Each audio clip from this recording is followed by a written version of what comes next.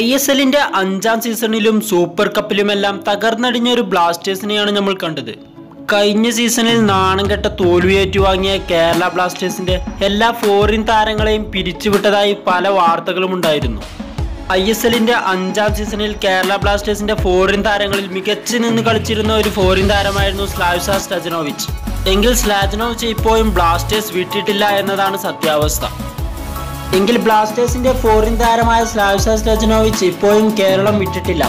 കഴിഞ്ഞ ദിവസം തൃശ്ശൂരിൽ വെച്ച് നടന്നിരുന്ന കേരള ബ്ലാസ്റ്റേഴ്സ് റിസർവ് ടീമിന്റെ പരിശീലനത്തിൽ സ്ലാവിഷ സ്റ്റജനോവിച്ചും ടീമിനൊപ്പം ഉണ്ടായിരുന്നു എന്നതാണ് കൗതുകം. കേരള ബ്ലാസ്റ്റേഴ്സിന്റെ റിസർവ് ടീമിൽ താരം കളിച്ചിട്ടില്ലെങ്കിലും തൃശ്ശൂരിൽ വെച്ച് നടന്നിരുന്ന കേരള ബ്ലാസ്റ്റേഴ്സ് റിസർവ് ടീമിന്റെ പരിശീലന ക്യാമ്പിൽ ഉടനീളമുണ്ടായിരുന്നു സ്ലാവിഷ സ്റ്റജനോവിച്ചും ടീമിനൊപ്പം. എങ്കിൽ കഴിഞ്ഞ ദിവസം തൃശ്ശൂരിൽ വെച്ച് നടന്നിരുന്ന കേരള ബ്ലാസ്റ്റേഴ്സ് റിസർവ് ടീമിന്റെ മത്സരത്തിൽ മിന്നും വിജയം ബ്ലാസ്റ്റേഴ്സ് സ്വന്തമാക്കിയിരുന്നു.